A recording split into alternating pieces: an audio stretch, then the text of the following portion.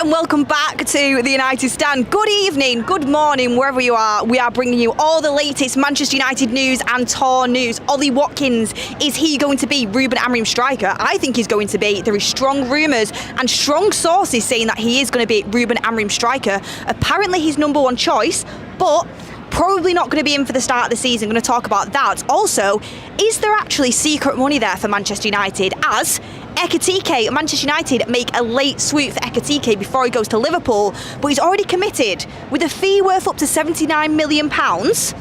Is there some money hiding away that Manchester United haven't told us about? We'll discuss that as well. What my starting 11 is, what your starting 11 is going to be for the first game of the US Tour against West Ham on Saturday. And just a general chit-chat about Manchester United, because we're out in Chicago. By the way, shout out to this amazing rooftop bar. Absolutely beautiful Bar Avec in Chicago. Make sure if you're anywhere near here, come down and join the party. I have got a mojito waiting for me after this live. I've got it waiting for me. Didn't really want to do Drunk in Chicago for the first live show, but you know, you never know. At some point during the US tour, you might see it. But for now, it's waiting for me after the live stream, after I've spoken to all of you lovely people. Also, if I do start laughing at any point, Ryan is literally right behind me, and it's been one of them days. Do you ever have one of them days where literally everything that happens is funny? Like, you just cannot stop laughing. There's been so many inside jokes flying around. I might share a few with you, might do, depending on how it goes and how much banter you're giving me in the chat there. But welcome everybody to the show. Make sure you smash a like, get your comments in as well, because you know, we might have the US audience joining us. It is 8 PM here, but I'm very well aware we are a worldwide audience. Let us know in the chat where you're watching from. Got any Chicago recommendations? Get it in, let us know. We are a community and we want everybody to feel involved. But yes, it's very hot, by the way, hotter than the sun. Bring that one back, some might say, as it's 8 o'clock and it's 32 degrees. I have been sweating all day. It's sweltering, but we love it, and I cannot wait to see some football, to be honest with you. And Mbumo arriving has just made everything a little bit sweeter. So, is there some comments coming in already? It's 2 AM. Cunha will work with Højlund. Oh yeah, that's another one. You've reminded me, this is why we love the chat. Fabrizio Romano has said that Manchester United might make a late play for a midfielder in this window. Currently, the priorities are a striker, as we well know about, we knew it straight after Mbumo, and a midfielder. Sorry, not a midfielder. I'm getting it wrong. The priorities are a striker and a goalkeeper. But later in the window, if we do have money, if we do manage to sell Garnacho, sell Anthony, who knows what's going on with Sancho, then that means a midfielder could go in. And I'm going to be honest, I'm having some chats with Ricky. He's going to meet us out here in Chicago as well, so stay tuned for that. We're going to do a live show with Ricky, not heard from him in a while. And I was saying, I know it's one game and I don't want to be reactionary, but that one game against Leeds really did kind of open my eyes to the fact that I think a midfielder might now be my number one priority for what we need to bring in. And like, I know it's not going to happen because Romano has been obviously briefed and has put it out there that we are going for a striker. But I don't see a midfield that can work right now. I just don't. I don't see one physical enough and able to get around the park as much as we need for an Amorim system to work in that midfield. Against Leeds, Bruno and Casemiro did not look like they were complementing each other very well. The jury's still out on whether Bruno Fernandes can do that pivot role, and for some reason he just doesn't seem to want to use Mainoo there. He switched Mainoo around a lot, hasn't he, Amorim? He's played him at 10, he's played him at striker, moved back into the pivot role in the second half of that game. So yeah, we'll talk about that game against on Saturday and what I want to see from that. We'll obviously have previews coming up as well, but let's bring in the news first. And the news is, I know it's been talked about a little bit in the day, but it's become a little bit more tentative because we have had new messages through. And of course, I always say this, you know, take it how you want to take it. Don't come back to me in a few weeks' time and say, but Beth, you said this and a source said this and it was wrong, because guess what? Sometimes things change, sometimes things aren't set in stone, but what we are currently hearing from a very, very, very good source inside that we know about is that Ollie Watkins is being very highly considered by Manchester United. Manchester United are probably moving for him to be the number one choice. Now, it is a little bit disappointing that on top of this, the news came out that Ekitike basically rejected Manchester United. And I think Liverpool outlets are kind of spinning this, like, you know, Ekitike rejected Manchester United. I don't think that's exactly what happened, to be honest with you. We know, the video's literally out there, that Ekitike is a boyhood Manchester United fan. We know that. What happened is Manchester United went for the lap, couldn't get him, ended up going to Chelsea. The literal situation was, if United won that Europa League final, then they were getting Delap. If they didn't and Chelsea got Champions League, was going to Chelsea. Ended up going to Chelsea. Everyone thought Amorim was speaking about Gyökeres in that press conference, saying we only want players that want to play for United, not just for Champions League football. He was actually, I think, speaking about Delap. So that went out the window. Gyökeres was never fully in because we wanted him to turn around and say we want United, but all summer he was really chasing Arsenal. Sesko, I think, is too expensive, and Leipzig and Arsenal really struggled to negotiate for him, never mind Manchester United getting involved. And then you look down the list, I don't think Crystal Palace want to negotiate for Mateta. Ollie Watkins is Premier League proven. It's been very well briefed that Ruben Amorim wants Premier League proven players, and there is a deal there to be done. The only issue is he's 29 years old, turning 30 in December.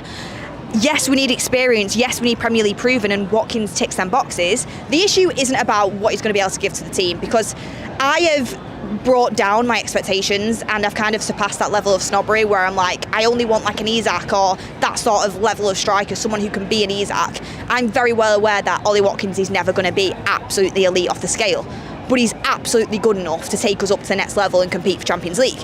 I'm not bothered about how good he is and his quality. I've accepted that we need that level to come in and improve us.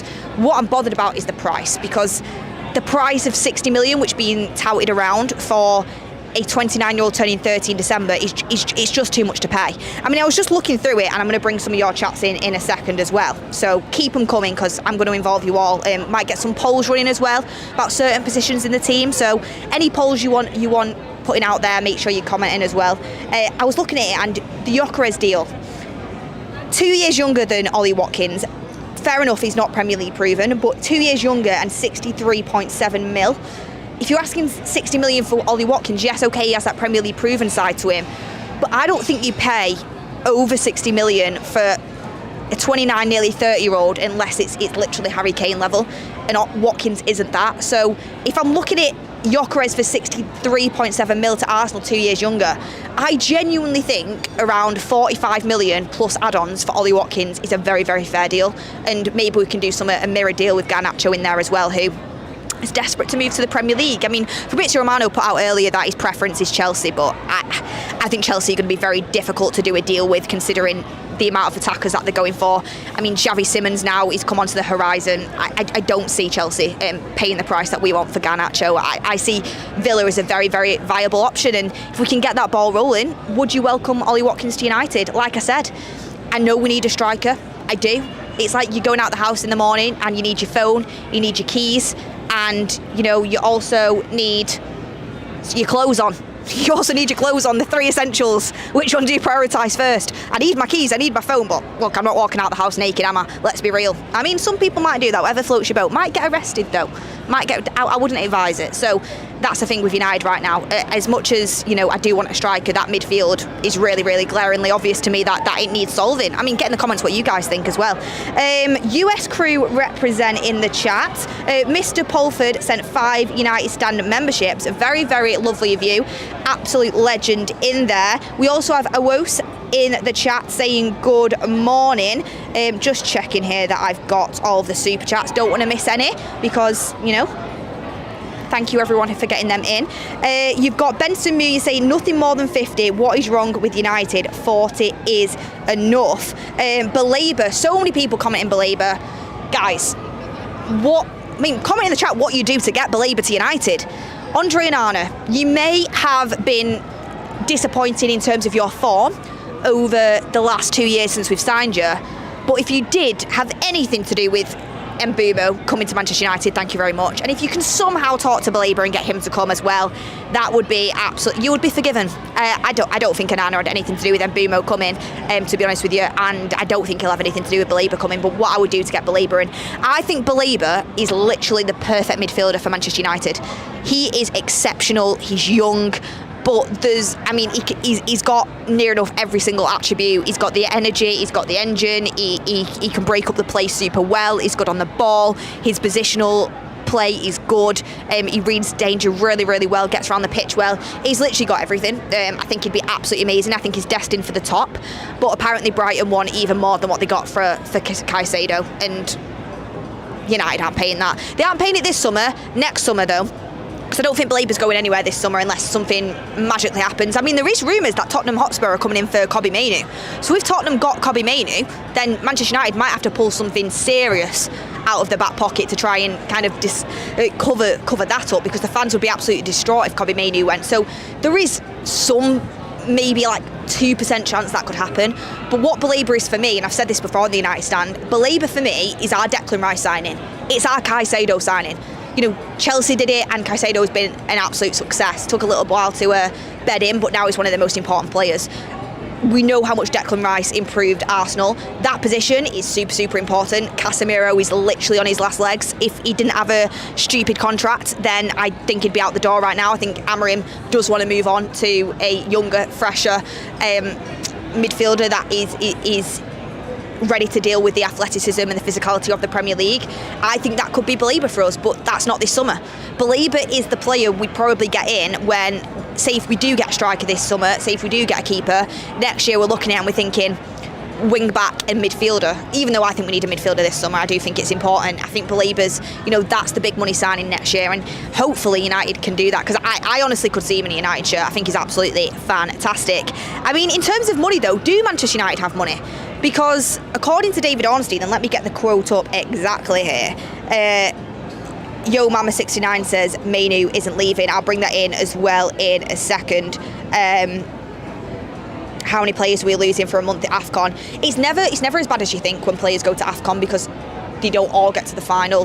We've got players that play for different teams in the AFCON, and I completely respect players that go and play for their country in AFCON. I completely respect it. It's unfortunate, but do I think Mbeumo's worth it? Yes. Do I think Ahmad's worth it? Yes. Do I think Mazraoui's worth it? Yes. Like, there is multiple players in our team that I think's worth it.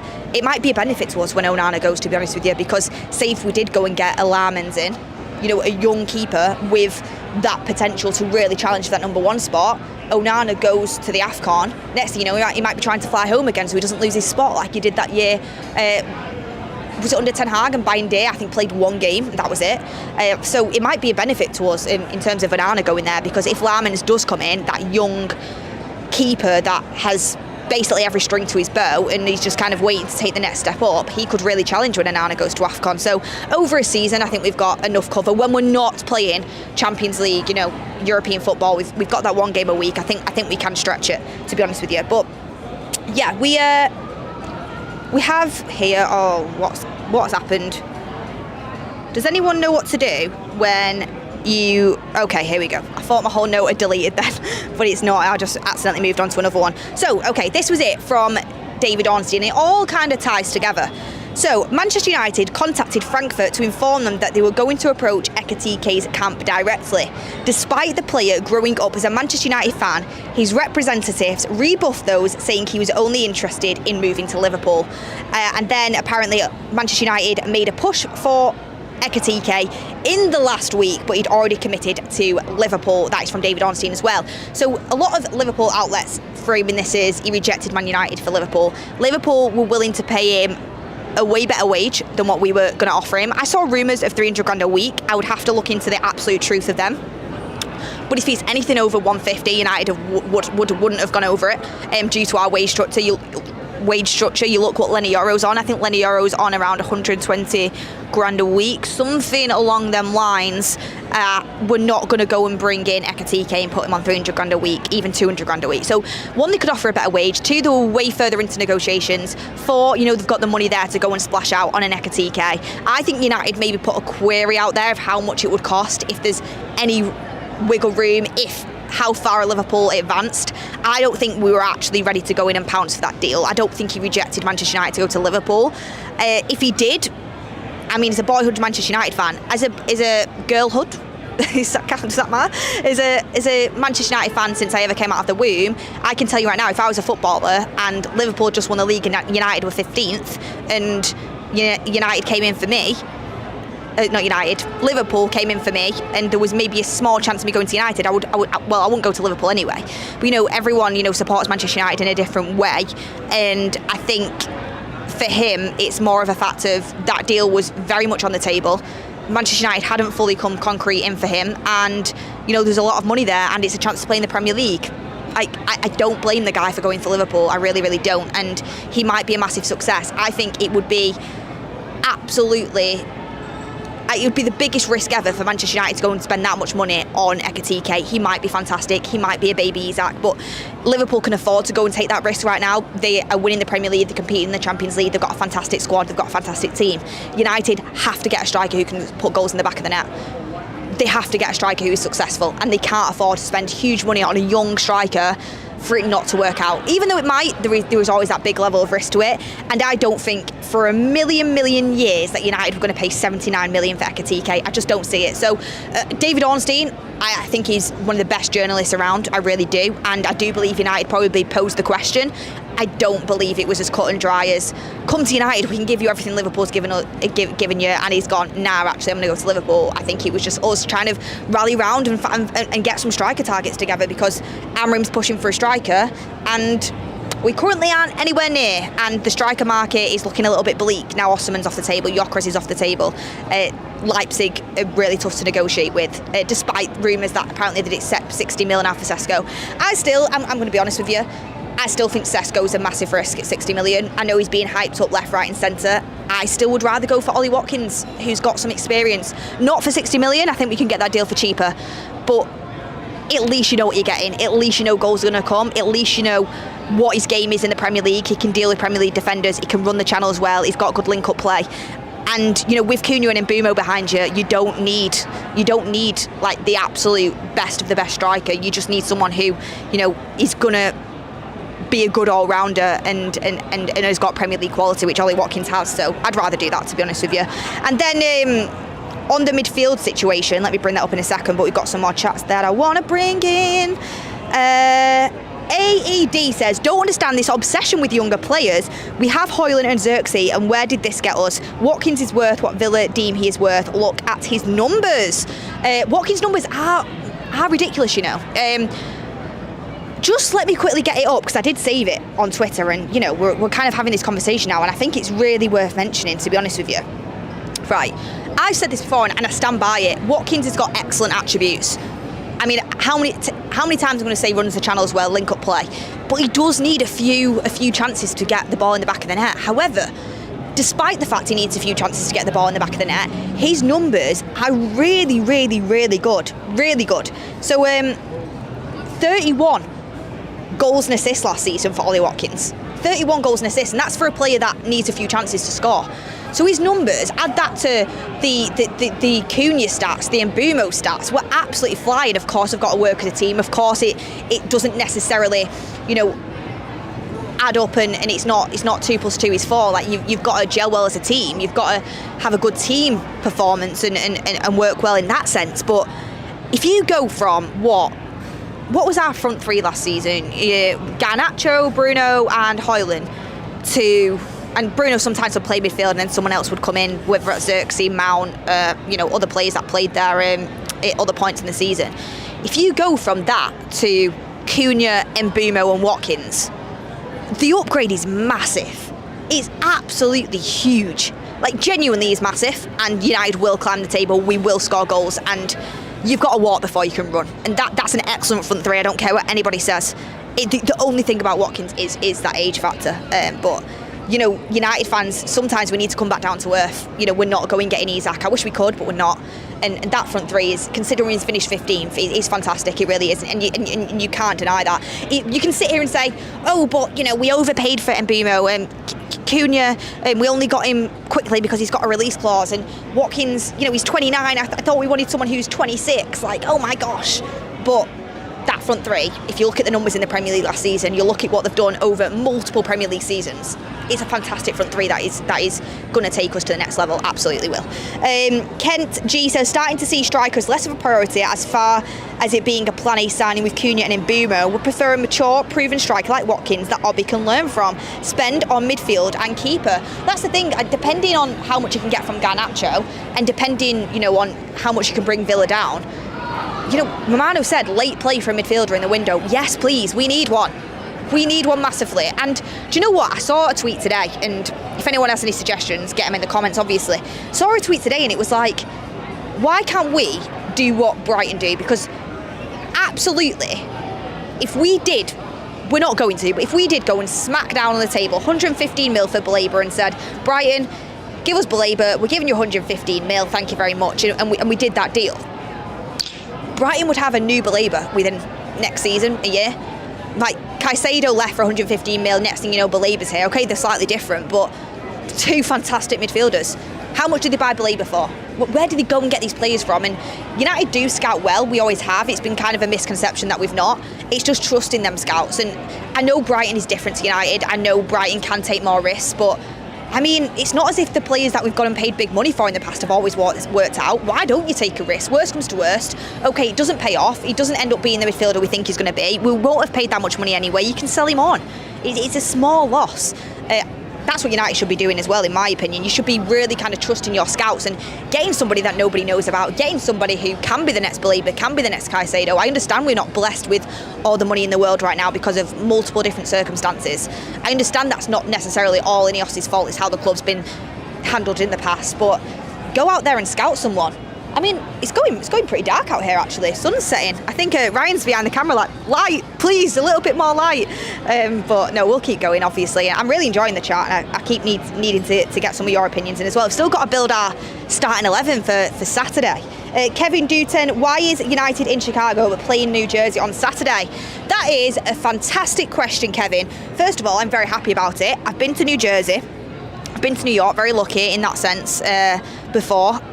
I actually went and watched Taylor Swift at the MetLife Stadium, so it'll be good to see a football game in there. No banter about being a Swiftie, absolutely elite concert, elite artist. So yeah, I went and watched her there, unbelievable.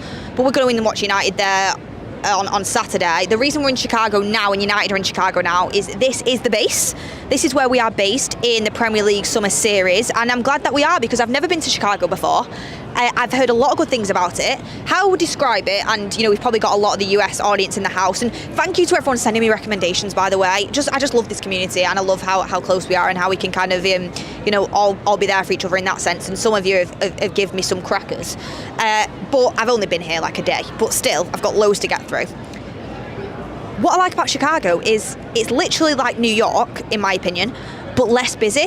And do not get me wrong, I love New York. It's probably one of, if not my favourite city in the world. Like, genuinely love it. If you do New York right, I think it's fantastic. Like, absolutely unreal. The West Village, beautiful. But Chicago is really nice. I mean, it's boiling. When you're walking about, you can get a sweat on. I mean, I know it's not always like that, but you know, you should have seen Ryan. You literally need to carry a bucket under him walking around before. Sorry, you're catching strays. I won't tell him what else you said. Let's just say we're in Dave's Hot Chicken after a very, very long day of no food, and you know, sometimes you just got to get your hands in there and take the chicken up by the hands. And he said something that was very, very rude, guys. Try and guess in the comments what Ryan said about the chicken and the hand situation. I'm off on a massive tangent, but yeah, Chicago's lovely, absolutely fantastic, and really I'm liking it. People are lovely. The buildings, like it's brilliant to look at. I mean, just look at the lights and the sky at night. So anyway, the reason why United are here, getting to the point, I will actually get there, is this is the base. The base is Soldier Field, and they are doing their press here. So this is why we're here as well. Doing the press conference with Ruben Amorim with a player as well at the Soldier Field on Friday. So we'll be covering that for you guys. Hopefully we can get a question in there. Then we'll be travelling to New Jersey, cover the game there, travel back here for the game in Chicago. The media continues, and then the final game in Atlanta, and from Atlanta back to Manchester, just to kind of break it down for you so you can follow along. Who's going, by the way? Who's going to the game in New Jersey? Who's going to Chicago? Who's going to Atlanta? Let us know. I really want to interview some fans out here, American fans. Even if you're not from America, if you're travelling here from another part of the world to come and watch the games, if you're from England and you travelled over, Ricky's done that, like people do it. Get in touch. We want to interview you. We want to get everyone's opinions, and we want to spread the word, and we want to get fan opinion out there. So come and speak to us. We want everyone from all over the world to be part of this community. We have Yo Mama says, stay away from going to South Chicago. I'm in North Chicago right now, so you know, if you're telling me to stay away, might be a reason for that. I don't know. I've not explored all the areas, but where we are is very, very nice, I must say. Deep dish pizza as well. Honestly, guys, I'm going to need, if anyone's a personal trainer or some sort of nutritionist in the chat, DM me, because I'm going to need a serious health plan for when I get back. Let's put it that way. It's going to be salad only, salad and smoothies. Gitona says, stay away from O-Block. King Von's spirit is there. A lot of people saying they're going to the games. Watkins will want a huge wages. It'll be his last contract, says Game Bread. I don't think you'd have to get him on absolutely massive, but I think if you're looking along the lines of 200 grand a week, yeah. But that's what a player of his quality who's proved it in the Premier League demands. And, you know, if we're going to go and get Gyökeres in, it was going to be a decent wage. Any striker that's got some sort of experience right now and can score goals is going to want a decent wage, like they are going to. He's not going to want absolutely off the scale, because he's not getting absolutely off the scale at Villa. Actually, that's a good point. What is he on at Villa? Ollie Watkins, Villa, contract, pay per week. Bring that in. Oh! There's a fly on me. Sorry, guys. Ollie Watkins is currently earning 130 grand a week at Villa, so we won't have to go and smash it out the water. 200 grand a week is probably what he'd want, and I think Manchester United would be able to pay that. We have Watkins on a 2+1 year deal. That's not going to happen. It's going to be like a 4-year deal at least, probably a 5-year deal, 4+1 maybe. Goalkeeper will be next, Beth Openda as a striker.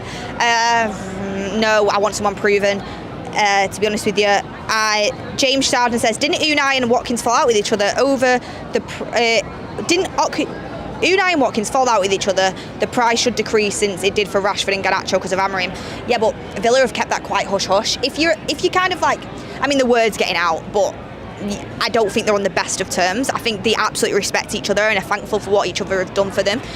Watkins has helped that Villa team immensely, but because Unai Emery is a fantastic coach that has really kind of coached Ollie Watkins and brought the best out of him. I didn't actually know that he had that in him before Unai Emery came in. I thought he was a average Premier League striker, and then, you know, what he kind of collided with Unai Emery and they worked together, and I think he's gone absolutely up a gear in near enough every department. So I think they both respect each other, but I think it was a massive kick in the teeth for Ollie Watkins that they being benched for them PSG games and a couple of other things in the season as well. So yeah, in terms of Watkins and Emery, yeah, they aren't on the best of terms, but Villa have kept it very private, very hush-hush, where every person in the world knows about Manchester United's business and what's going on. But that's what happens when you're the biggest in the world, but also we could have done better on our part to keep that low-key and behind closed doors, to be honest with you. On the Mainoo stuff, because I really wanted to bring this in as well, just before we talk a little bit about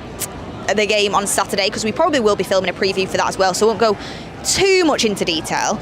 But we have, I want to name my starting 11 though, because I want it to be the strongest team, so you kind of get a hint of what my strongest team is. Chris Wheeler did say, on the day that Marcus Rashford left Old Trafford on loan to Barcelona, it emerged that the United hierarchy, except Ruben Amorim's side, could kick off their new campaign against Arsenal next month without a new signing to lead the attack. Yeah, you know, and there's lights behind me in Chicago. You know, do you know what I mean? Like, United take ages to negotiate a deal, never mind for any one of the targets we've been linked to. Watkins, it's going to be a lot of negotiations had to be done with Villa over the price. They're going to want a big price for him. Leipzig and Arsenal are literally in deadlock. Sesko's not going to be easy to do at all, and I'm actually not 100% sold on that deal. Nicholas Jackson, that's cooled off, and I think there'd be a lot of backlash from it. I don't think he's as bad as what people make out, to be honest with you. Wouldn't be my top choice, but I think that'd take a lot, and I don't think United would do it. I don't think they'll want the backlash from it. Anyone else on the? I mean, good luck getting Mateta out of Crystal Palace for a good price at this point in the window. The negotiations are going to take ages, so we're not going to have a striker. Do we sign a keeper? I think we might sign Larmans. We might sign Larmans or a young keeper or a second choice keeper while we're on this tour. Obviously, keep an eye on the Botafogo keeper. Is it John Vitzer as well? Keep an eye on him. But I think we might sign a keeper.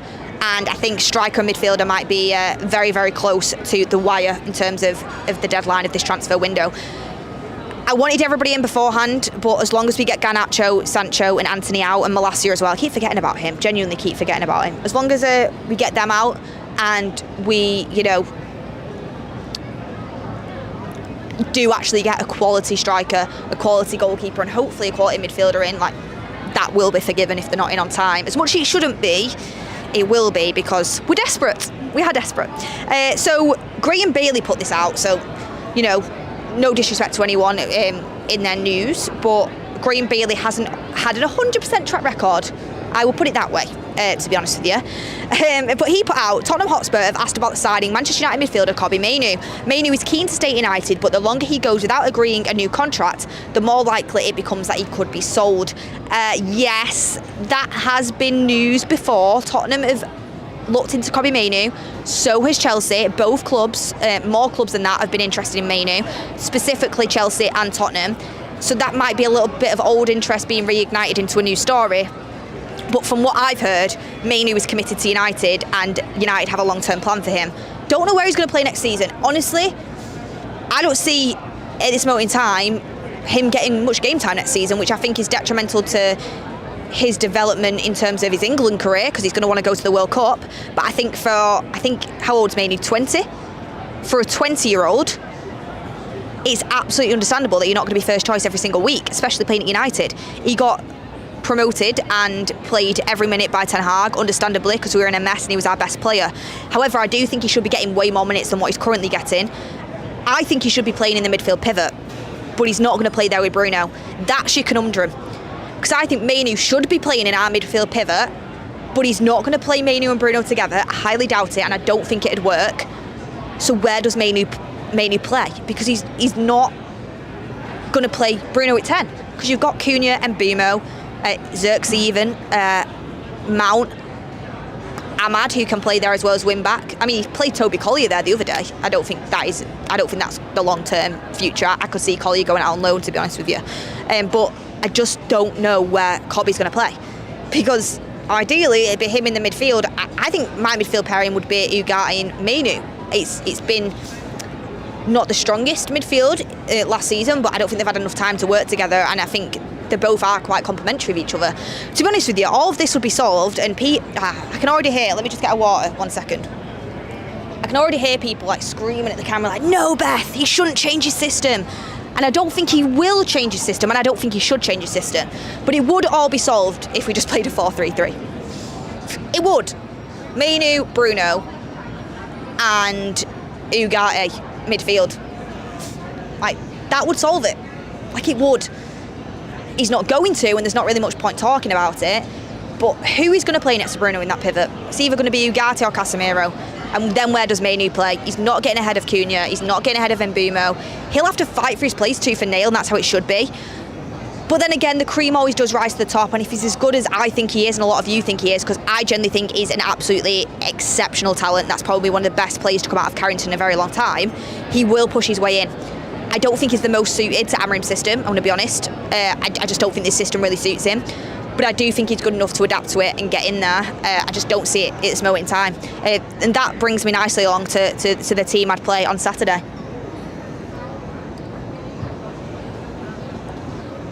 Sorry guys, I'm thirsty. 32 degrees at nearly 9 o'clock, like it's not for the weak. I'm surprised my hair isn't out here. Not complaining though, because I'm loving it. I'm loving bringing you the content. Hold on a second.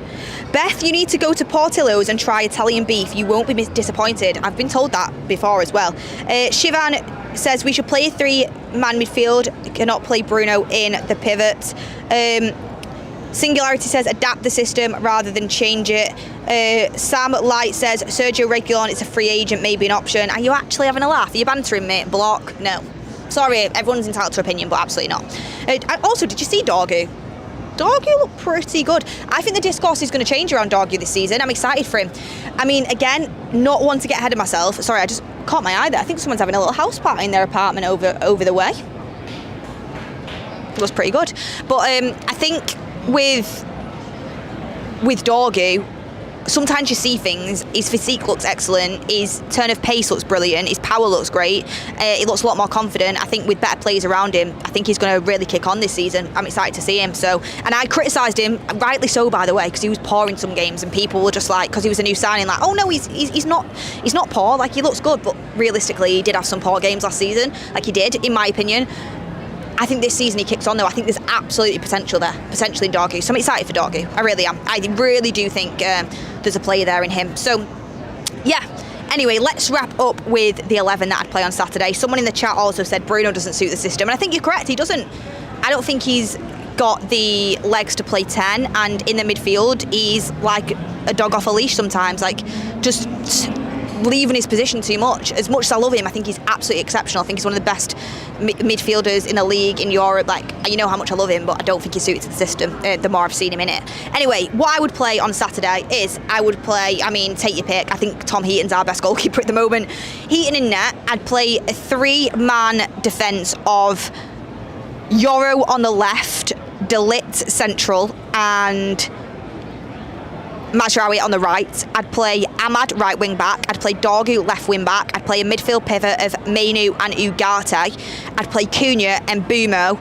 And is Xerxes fit yet? If Xerxes fit, play Xerxes up front. If not, you could even play Cunha, Bruno and Mbeumo up front, or Mbeumo.